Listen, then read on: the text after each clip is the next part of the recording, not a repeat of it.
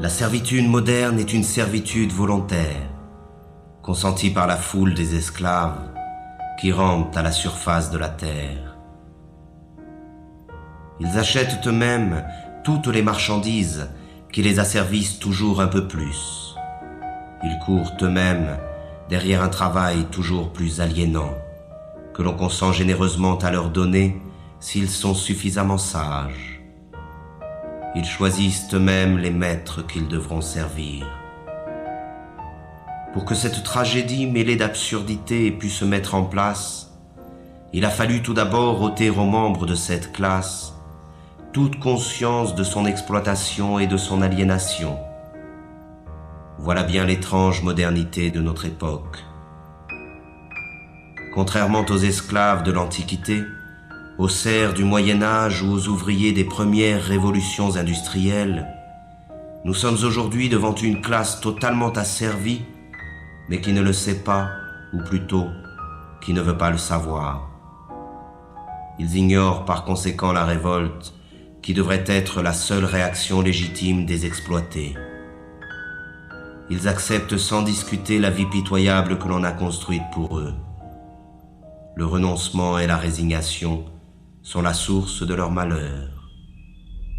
Voilà le mauvais rêve des esclaves modernes, qui n'aspirent finalement qu'à se laisser aller dans la danse macabre du système de l'aliénation.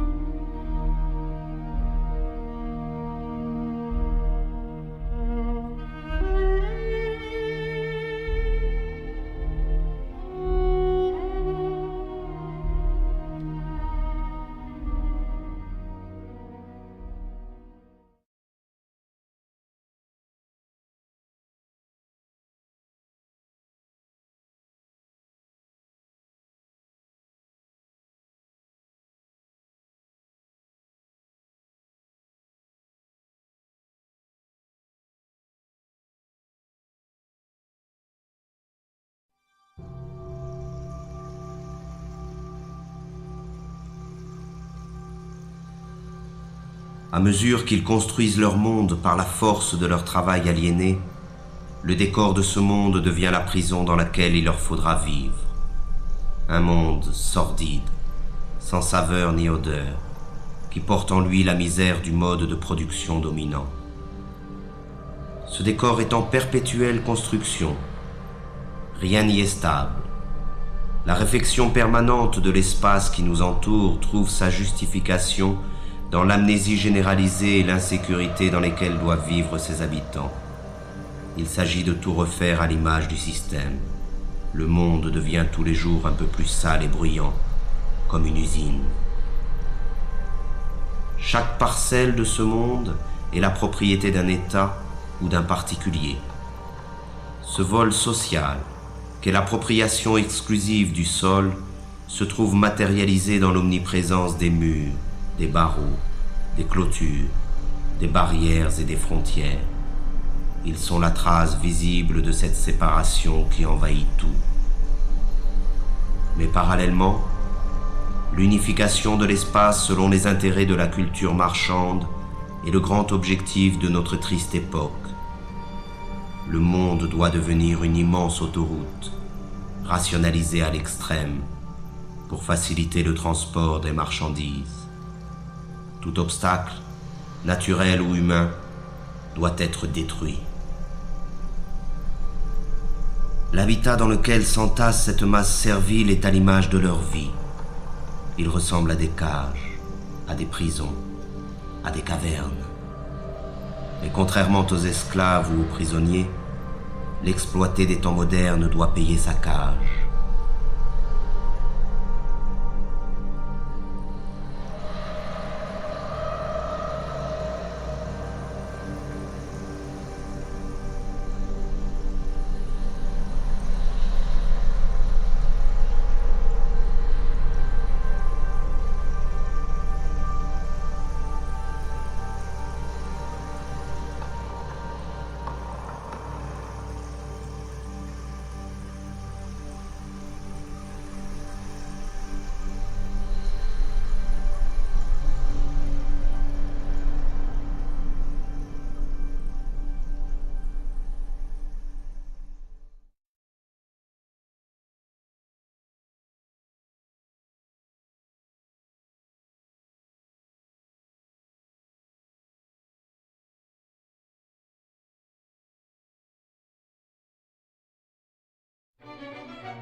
Et c'est dans ce logis étroit et lugubre qu'il entasse les nouvelles marchandises qui devraient, selon les messages publicitaires omniprésents, lui apporter le bonheur et la plénitude.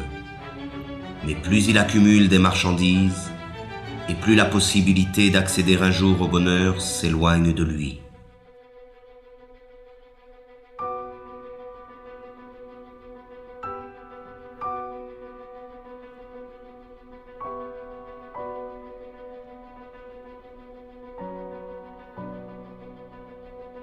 La marchandise, idéologique par essence, dépossède de son travail celui qui la produit et dépossède de sa vie celui qui la consomme.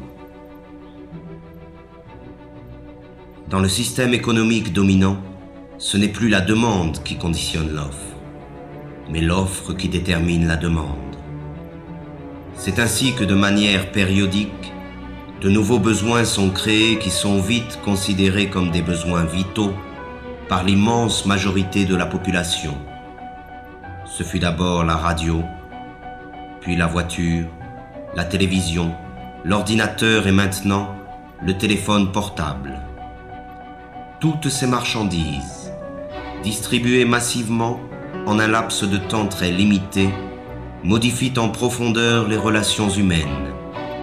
Elles servent d'une part à isoler les hommes un peu plus de leurs semblables et d'autre part à diffuser les messages dominants du système. Les choses qu'on possède finissent par nous posséder.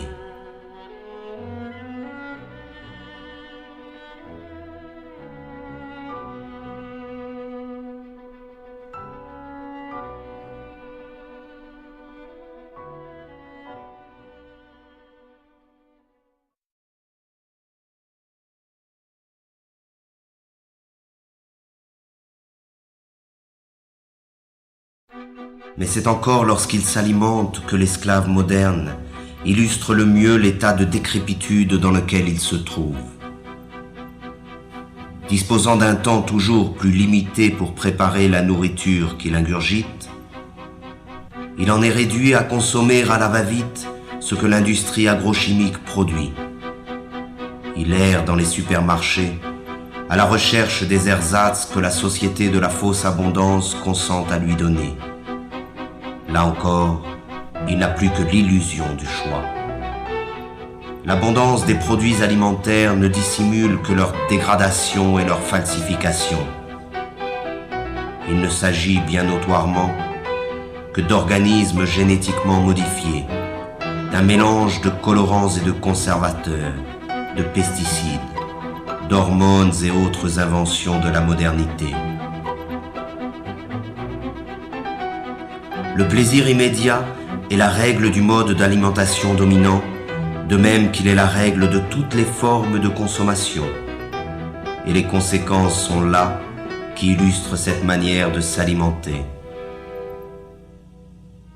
Mais c'est face au dénuement du plus grand nombre que l'homme occidental se réjouit de sa position et de sa consommation frénétique.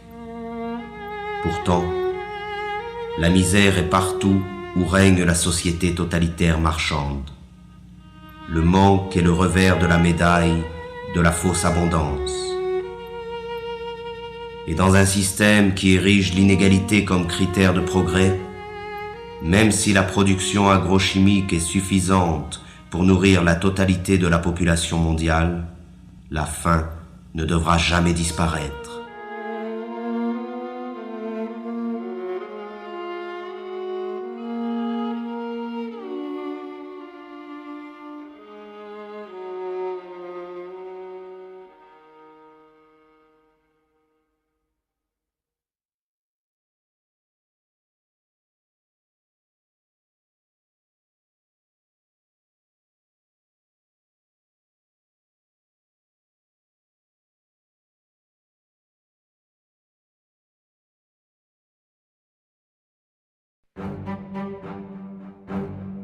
L'autre conséquence de la fausse abondance alimentaire est la généralisation des usines concentrationnaires et l'extermination massive et barbare des espèces qui servent à nourrir les esclaves. Là se trouve l'essence même du mode de production dominant. La vie et l'humanité ne résistent pas face au désir de profit de quelques-uns.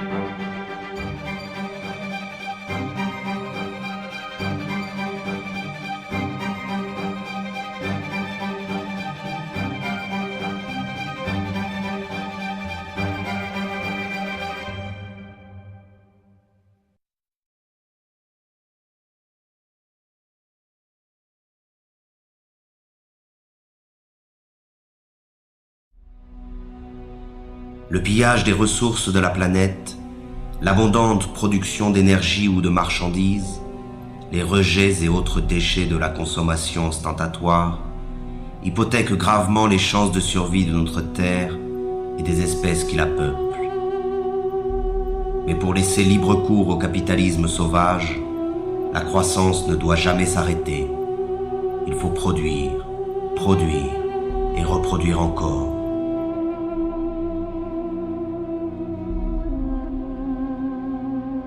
Et ce sont les mêmes pollueurs qui se présentent aujourd'hui comme les sauveurs potentiels de la planète.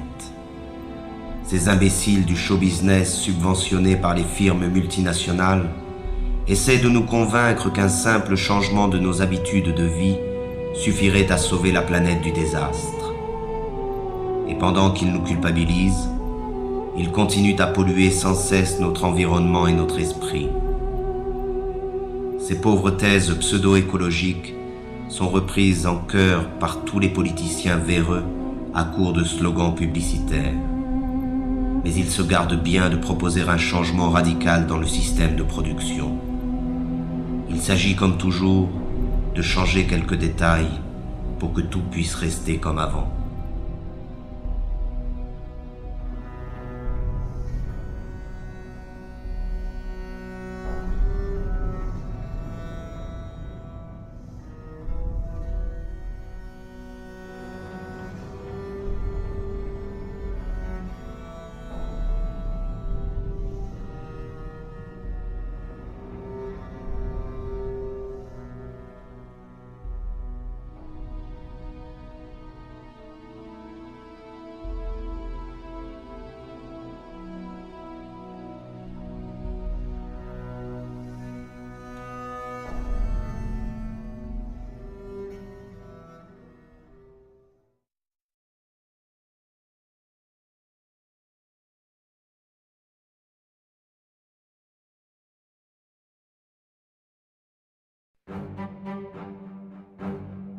Mais pour rentrer dans la ronde de la consommation frénétique, il faut de l'argent.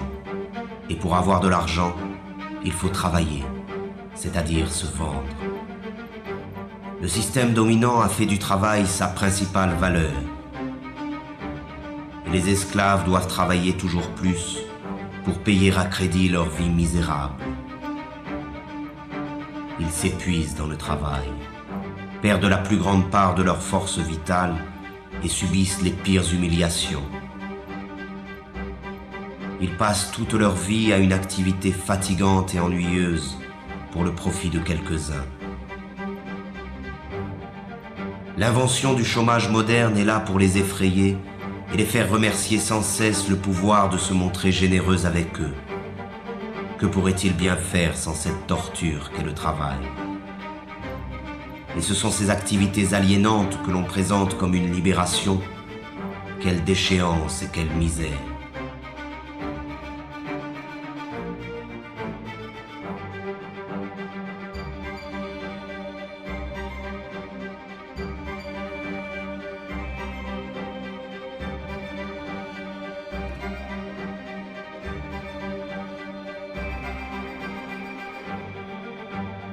Toujours pressés par le chronomètre ou par le fouet, chaque geste des esclaves est calculé afin d'augmenter la productivité.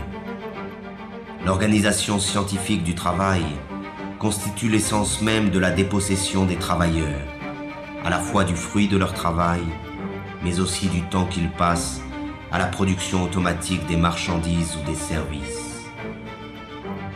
Le rôle du travailleur se confond avec celui d'une machine dans les usines, avec celui d'un ordinateur dans les bureaux.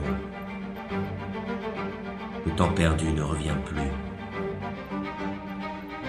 Ainsi, chaque travailleur est assigné à une tâche répétitive, qu'elle soit intellectuelle ou physique. Il est spécialiste dans son domaine de production. Cette spécialisation se retrouve à l'échelle de la planète dans le cadre de la Division internationale du travail. On conçoit en Occident, on produit en Asie et l'on meurt en Afrique.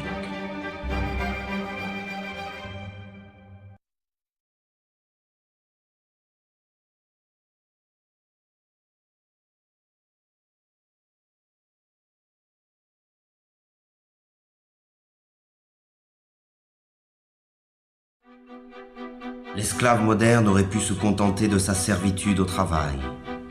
Mais à mesure que le système de production colonise tous les secteurs de la vie, le dominé perd son temps dans les loisirs, les divertissements et les vacances organisées.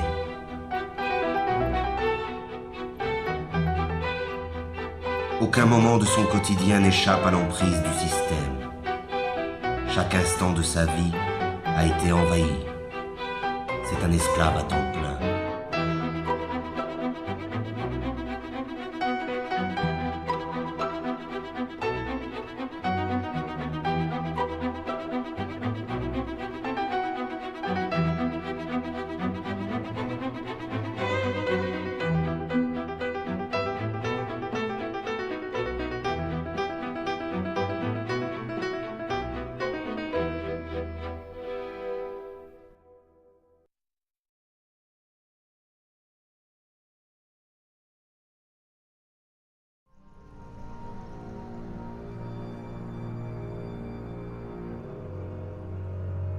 La dégradation généralisée de son environnement, de l'air qu'il respire et de la nourriture qu'il consomme, le stress de ses conditions de travail et de l'ensemble de sa vie sociale sont à l'origine des nouvelles maladies de l'esclave moderne.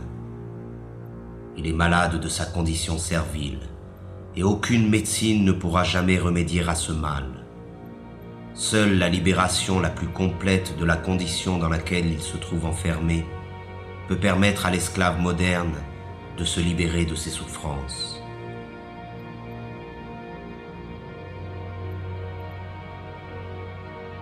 La médecine occidentale ne connaît qu'un remède face aux maux dont souffrent les esclaves modernes, la mutilation. C'est à base de chirurgie, d'antibiotiques ou de chimiothérapie que l'on traite les patients de la médecine marchande. On s'attaque aux conséquences du mal sans jamais en chercher la cause. Cela se comprend autant que cela s'explique. Cette recherche nous conduirait inévitablement vers une condamnation sans appel de l'organisation sociale dans son ensemble. De même qu'il a transformé tous les détails de notre monde en simples marchandises, le système présent a fait de notre corps une marchandise, un objet d'étude et d'expérience livré aux apprentis sorciers de la médecine marchande et de la biologie moléculaire. Et les maîtres du monde sont déjà prêts à breveter le vivant. le séquençage complet de l'ADN du génome humain est le point de départ d'une nouvelle stratégie mise en place par le pouvoir. Le décodage génétique n'a d'autre but que d'amplifier considérablement les formes de domination et de contrôle. Notre corps, lui aussi, après tant d'autres choses, nous a échappé.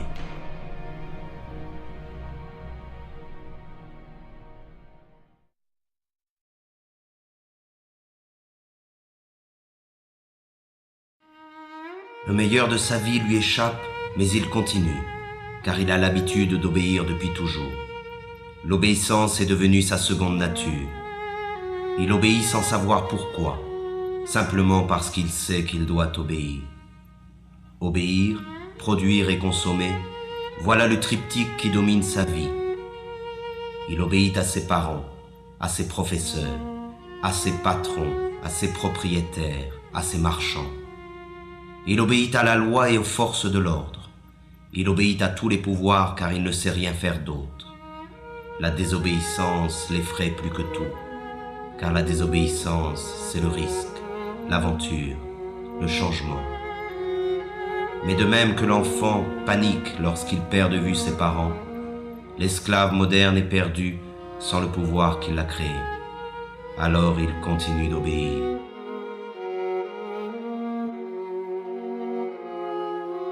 C'est la peur qui a fait de nous des esclaves et qui nous maintient dans cette condition. Nous nous courbons devant les maîtres du monde et leur police. Nous acceptons cette vie d'humiliation et de misère par crainte. Nous disposons pourtant de la force du nombre face à cette minorité qui gouverne. Leur force à eux, ils ne la retirent pas de leur police, mais bien de notre consentement. Nous justifions notre lâcheté devant l'affrontement légitime contre les forces qui nous oppriment par un discours plein d'humanisme moralisateur. Le refus de la violence révolutionnaire est ancré dans les esprits de ceux qui s'opposent au système au nom des valeurs que ce système nous a lui-même enseignées. Mais le pouvoir, lui, n'hésite jamais à utiliser la violence quand il s'agit de conserver son hégémonie.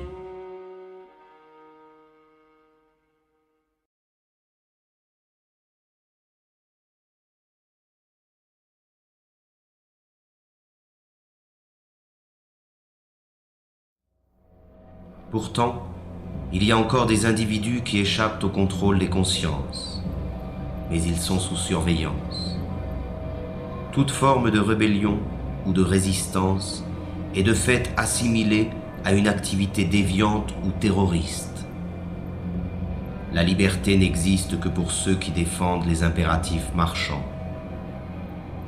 L'opposition réelle au système dominant est désormais totalement clandestine. Pour ses opposants, la répression est la règle en usage. Et le silence de la majorité des esclaves face à cette répression trouve sa justification dans l'aspiration médiatique et politique à nier le conflit qui existe dans la société réelle.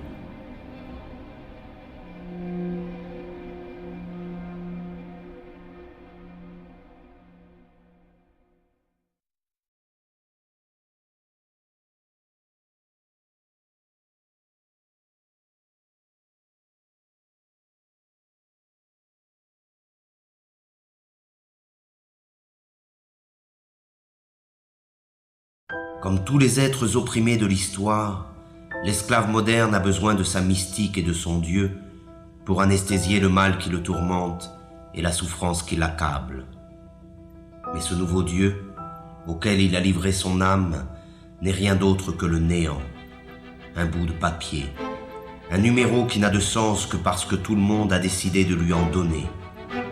C'est pour ce nouveau Dieu qu'il étudie, qu'il travaille, qu'il se bat et qu'il se vend. C'est pour ce nouveau Dieu qu'il a abandonné toute valeur et qu'il est prêt à faire n'importe quoi. Il croit qu'en possédant beaucoup d'argent, il se libérera des contraintes dans lesquelles il se trouve enfermé, comme si la possession allait de pair avec la liberté. La libération est une ascèse qui provient de la maîtrise de soi. Elle est un désir et une volonté en acte. Elle est dans l'être et non dans la voix. Mais encore faut-il être résolu à ne plus servir, à ne plus obéir. Encore faut-il être capable de rompre avec une habitude que personne, semble-t-il, n'ose remettre en cause.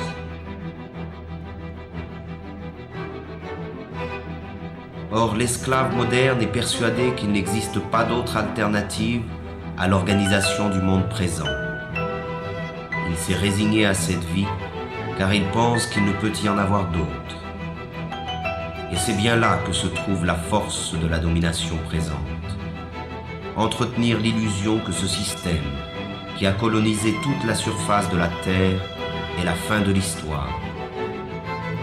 Il a fait croire à la classe dominée que s'adapter à son idéologie revient à s'adapter au monde tel qu'il est et tel qu'il a toujours été. Rêver d'un autre monde est devenu un crime condamné unanimement par tous les médias et tous les pouvoirs. Le criminel est en réalité celui qui contribue, consciemment ou non, à la démence de l'organisation sociale dominante. Il n'est pas de folie plus grande que celle du système présent.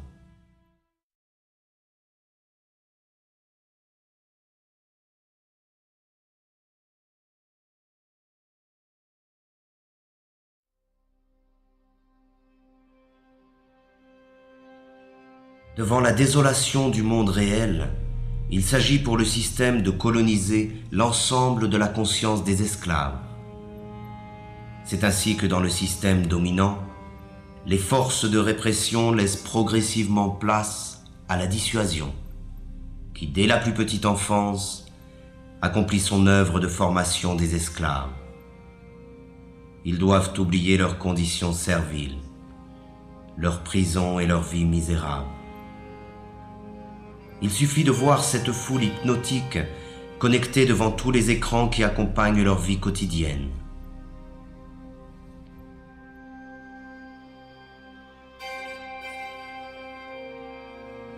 Ils trompent leur insatisfaction permanente dans le reflet manipulé d'une vie rêvée, faite d'argent, de gloire et d'aventure.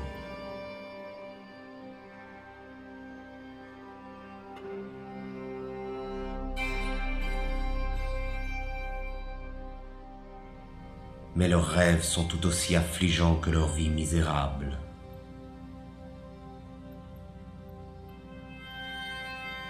Il existe des images pour tous et partout. Elles portent en elles le message idéologique de la société moderne et servent d'instruments d'unification et de propagande. Elles croissent à mesure que l'homme est dépossédé de son monde et de sa vie.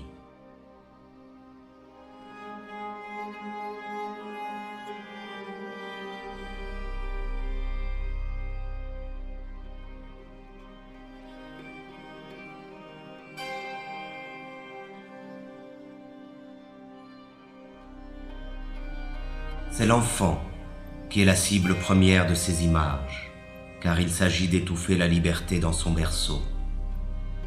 Il faut les rendre stupides et leur ôter toute forme de réflexion et de critique. Tout cela se fait bien entendu avec la complicité déconcertante de leurs parents, qui ne cherchent même plus à résister face à la force de frappe cumulée de tous les moyens modernes de communication. Ils achètent eux-mêmes toutes les marchandises nécessaires à l'asservissement de leur progéniture. Ils se dépossèdent de l'éducation de leurs enfants et la livrent en bloc au système de l'abrutissement et de la médiocrité. Il y a des images pour tous les âges et pour toutes les classes sociales. Et les esclaves modernes confondent ces images avec la culture et parfois même avec l'art. On fait appel aux instincts les plus sordides pour écouler les stocks de marchandises. Et c'est encore la femme, doublement esclave dans la société présente, qui en paie le prix fort. Elle en est réduite à être un simple objet de consommation. La révolte elle-même est devenue une image que l'on vend pour mieux en détruire le potentiel subversif. L'image est toujours aujourd'hui la forme de communication la plus simple et la plus efficace. On construit des modèles, on abrutit les masses, on leur ment, on crée des frustrations. On diffuse l'idéologie marchande par l'image, car il s'agit encore et toujours du même objectif, vendre des modes de vie ou des produits, des comportements ou des marchandises, peu importe, mais il faut vendre.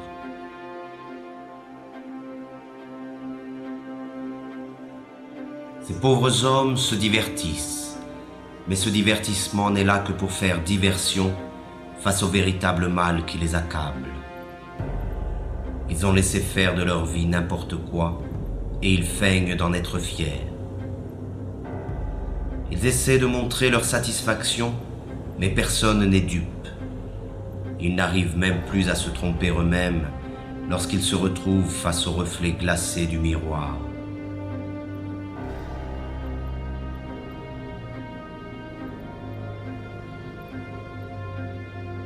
Ainsi, ils perdent leur temps devant des imbéciles censés les faire rire ou les faire chanter, les faire rêver ou les faire pleurer.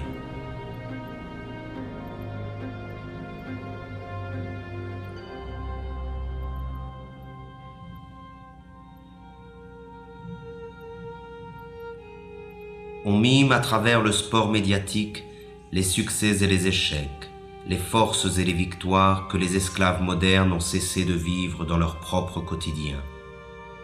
Leur insatisfaction les incite à vivre par procuration devant leur poste de télévision.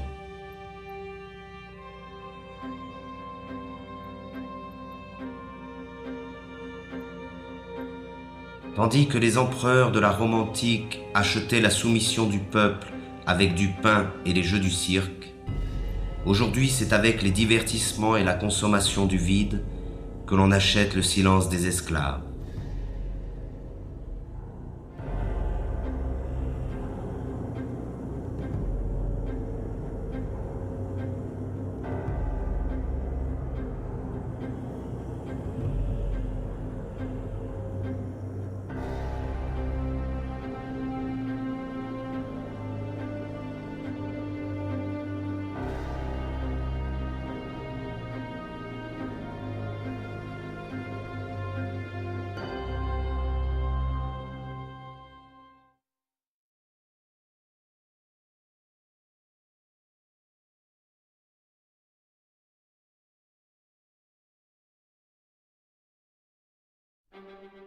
La domination sur les consciences passe essentiellement par l'utilisation viciée du langage par la classe économiquement et socialement dominante.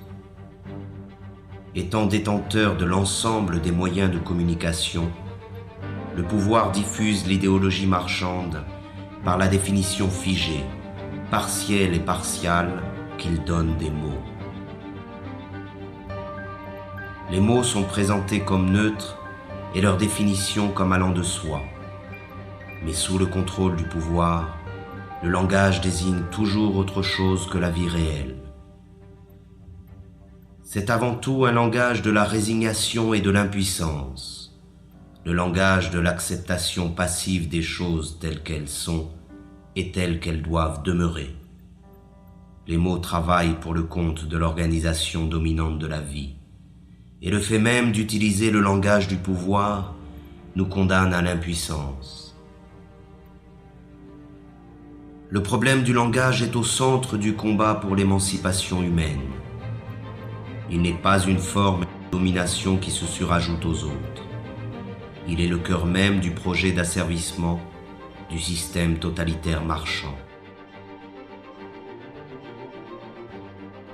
C'est par la réappropriation du langage, et donc de la communication réelle entre les personnes, que la possibilité d'un changement radical émerge de nouveau. C'est en cela que le projet révolutionnaire rejoint le projet poétique. Dans l'effervescence populaire, la parole est prise et réinventée par des groupes étendus. La spontanéité créatrice s'empare de chacun et nous rassemble tous.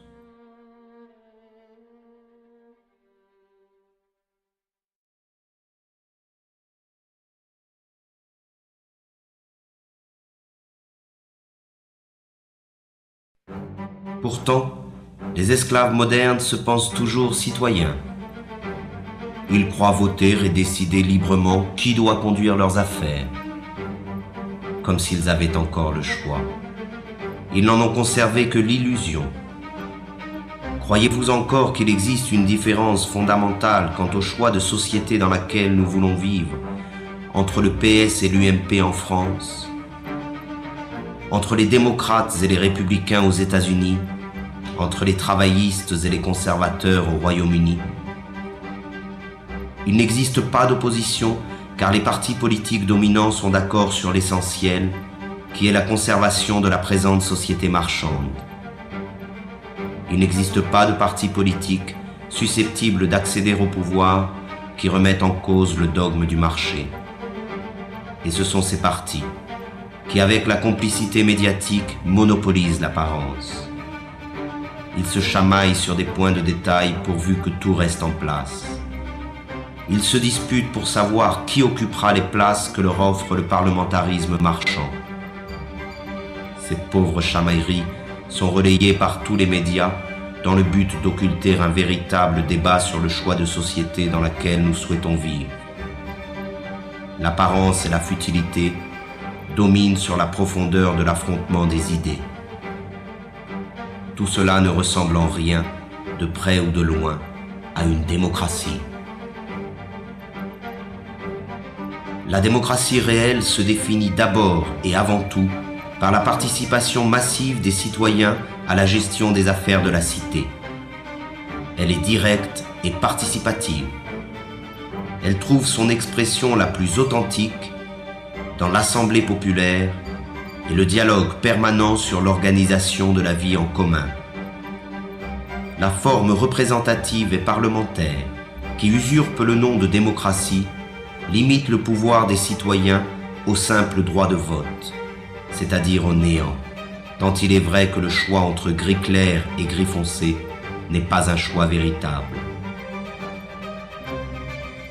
Les sièges parlementaires sont occupés dans leur immense majorité par la classe économiquement dominante, qu'elle soit de droite ou de la prétendue gauche social-démocrate. Le pouvoir n'est pas à conquérir, il est à détruire. Il est tyrannique par nature, qu'il soit exercé par un roi, un dictateur ou un président élu. La seule différence dans le cas de la démocratie parlementaire, c'est que les esclaves ont l'illusion de choisir eux-mêmes le maître qu'ils devront servir. Le vote a fait d'eux les complices de la tyrannie qui les opprime. Ils ne sont pas esclaves parce qu'il existe des maîtres, mais il existe des maîtres parce qu'ils ont choisi de demeurer esclaves.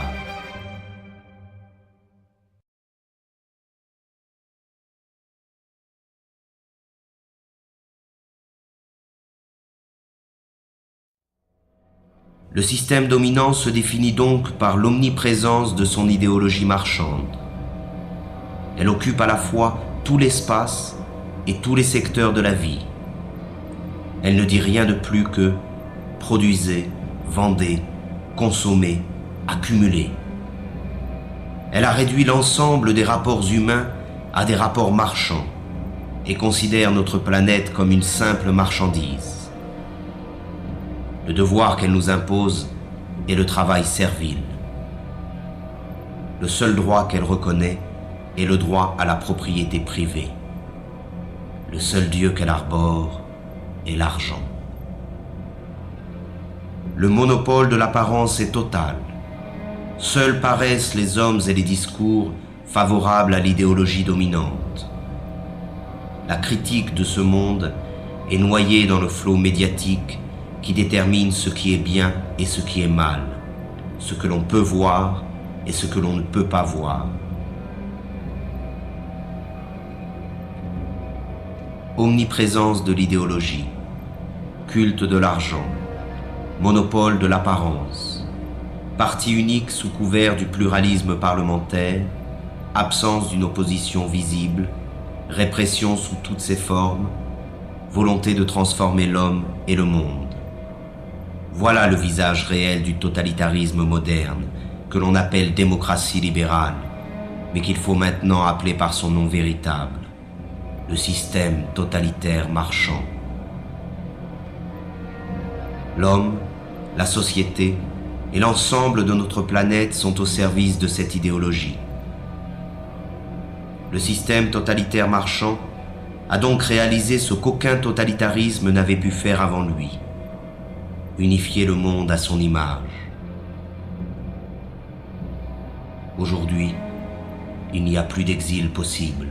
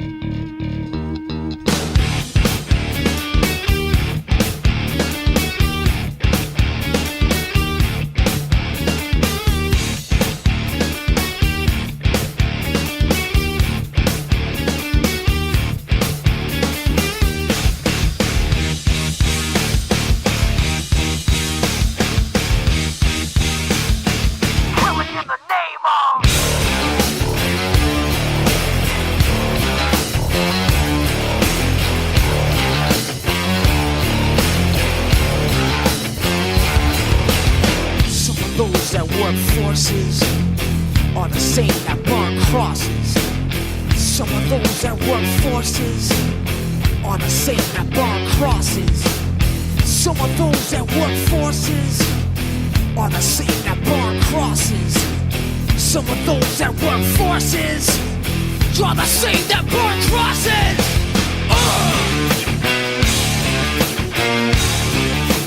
Killing in the name of, killing in the name of. Now you do what they told ya. Now you do what they told ya. Now you do what they told ya. Now you do what they told ya. Now you do what they told ya. And now you do what they told ya. And now you do what they told ya. And now you do what they told ya. And now you do what they told ya. And now you do what they told ya. And now you do what they told ya. And now you do what they told ya. Those who died are justified for wearing the badge and your chosen white. You're justified. Those that died for wearing the badge and your chosen white. Those who died are justified for wearing the badge and your chosen white. You're justified. Those who died for wearing the badge and your chosen white. Some of those that work forces are the same that burn crosses. Some of those that work forces are the same that burn crosses. Some of those that work forces are the same that burn crosses. Some of those that work forces are the same that burn crosses.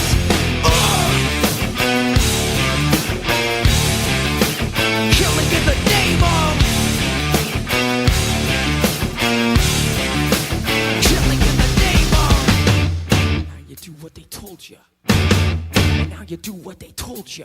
And now you do what they told you. And now you do what they told you.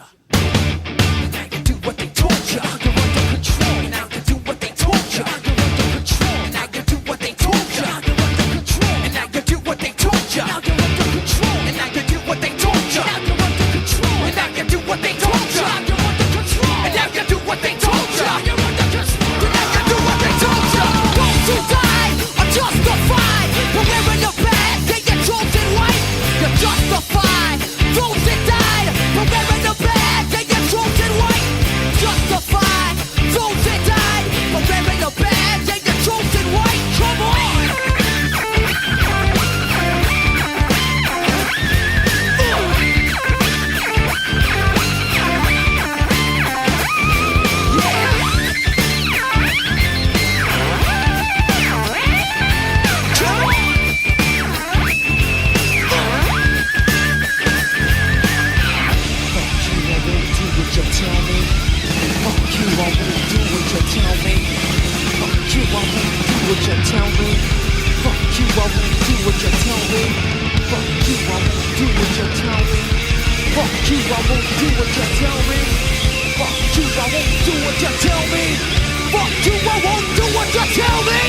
Fuck you, I won't do what you tell me.